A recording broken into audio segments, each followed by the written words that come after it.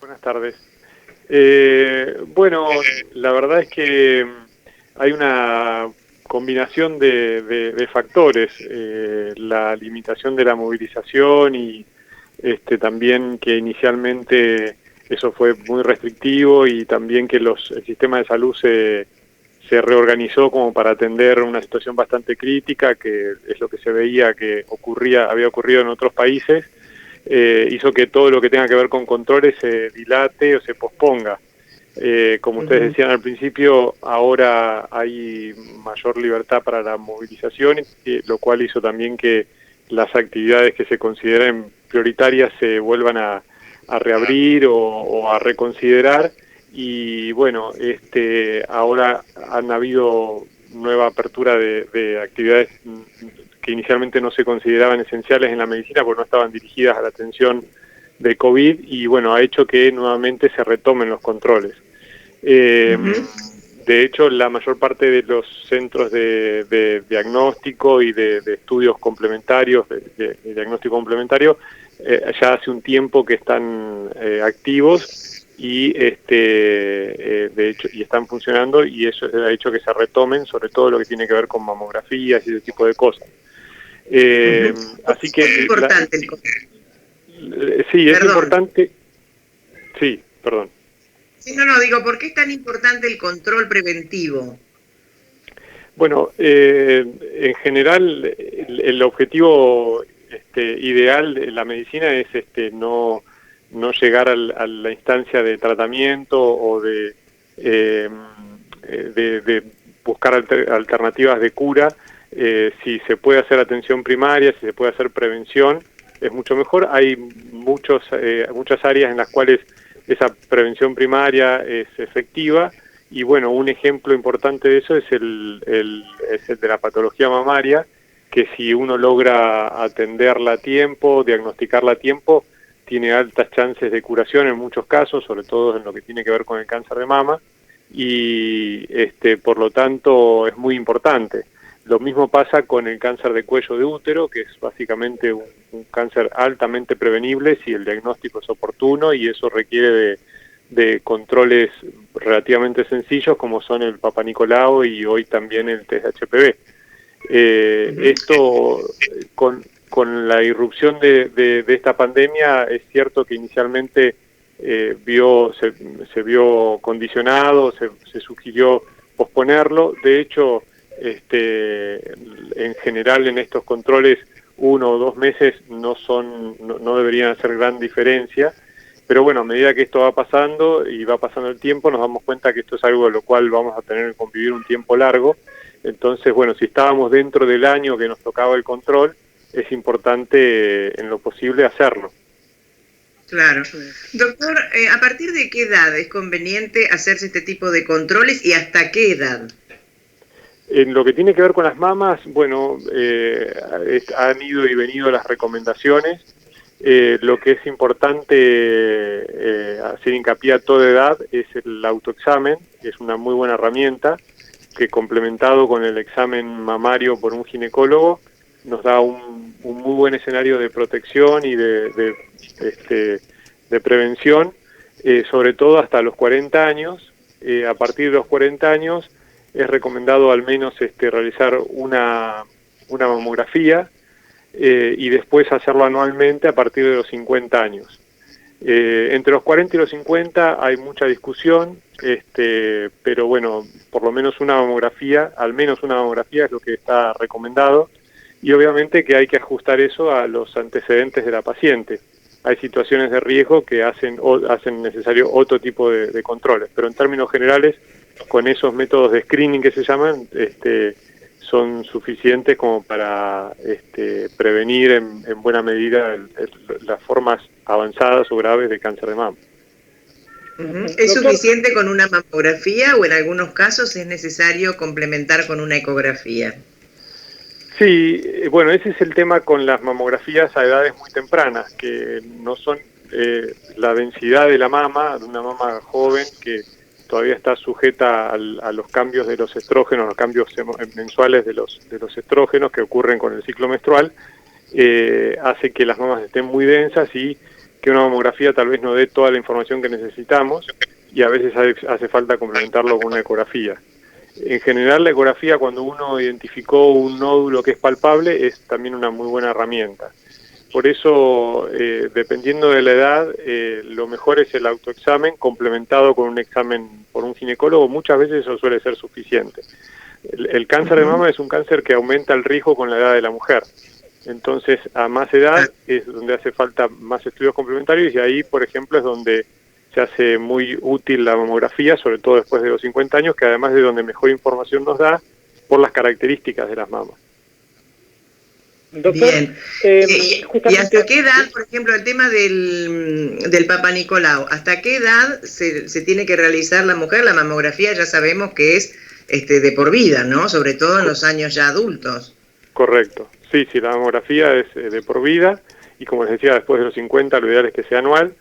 Y el Papa Nicolau, bueno, ahora con el test HPV esto ha cambiado un poco porque se puede hacer cada 3 o cada 5 años. En realidad cada 5 años se podría repetir un test HPV y en general después de los 65 años un test de HPV negativo tal vez permita estirarlo aún más a la necesidad de repetir o no el estudio.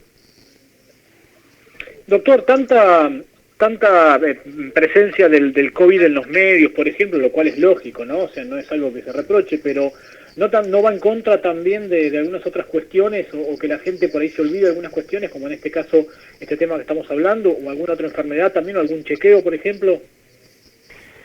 La verdad es que eso es algo que se está discutiendo en la comunidad médica, que incluso a nivel internacional, en lugares donde esto ha sido, por lo menos en relación a lo que nos pasa hasta ahora a nosotros, esta historia de la pandemia ha sido mucho más dramática.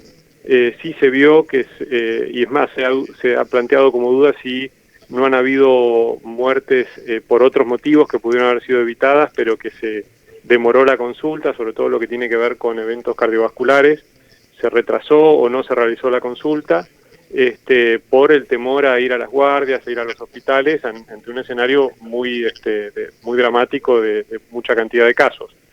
La verdad que eso no está muy claro, hay dudas. Yo lo que puedo decir es que, sobre todo a lo que tiene que ver con los hospitales que están especialmente dirigidos a la atención del COVID, bueno, hay que optimizar su utilización, eso sobre todo lo que tiene que ver con el hospital regional, que es el hospital cabecera y que está destinado como de mayor complejidad para atender los casos de COVID.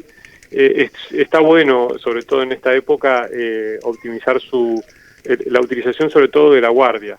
Pero bueno, el hospital se ha vuelto a abrir a las consultas habituales y no relacionadas con COVID. Y bueno, los controles anuales hay que retomarlos, sobre todo si uno está dentro de ese tiempo. Si de repente uno dice, bueno, voy a esperar un mes porque ahora en agosto se cumple el año del control mamario y ginecológico, justo me tocaba repetirme el test HPV, lo que sea, que pase un mes o dos no va a ser enorme diferencia. Y bueno, hay que ver qué es lo que está pasando con la pandemia. Si estamos en un momento muy crítico, por ahí es mejor esperar un mes o dos. Esto hemos visto que a lo largo de ese tiempo, a lo largo de un mes o 2 meses, lo que tiene que ver con la pandemia cambia significativamente. Entonces hoy puede ser un problema o puede no ser seguro ir al hospital, pero dentro de un mes o 2 meses cambia radicalmente. O sea que eso también hay que mirarlo y uno puede ajustar la necesidad de una consulta que puede ser postergable a esa situación. Hoy yo diría que hacer los controles que son necesarios no hay mayor inconveniente, pero bueno, hay que estar atento a cómo va creciendo la curva de contagios. Exactamente. Bien. Y es muy probable, doctor, que algunas mujeres no vayan en estos momentos a hacer su consulta o hacerse sus controles de mamas y recurran al autoexamen hasta tanto puedan aclarar un poco el panorama como usted lo está mencionando.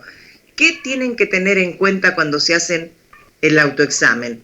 ¿Qué es lo que le tiene que prender una lucecita roja cuando lo están haciendo? Bueno, sobre todo en mujeres de menos de 40 años es una muy buena herramienta, siempre lo va a ser, incluso por sobre cualquier otro método de diagnóstico complementario, porque su efectividad como screening es muy parecida, sobre todo en lo que tiene que ver con la detección de un nódulo, que es lo que probablemente nos podría, para lo que también nos serviría un estudio complementario. Cualquier percepción evidente de un nódulo, de alguna alteración de esas características en la mama, que si la mujer está habituada a hacer el autoexamen, probablemente lo identifique. Esto hay que hacerlo con cierta periodicidad, una vez por mes, cada 15 días, 20 días. Un cambio de esas características se notaría. Incluso si es más espaciado también.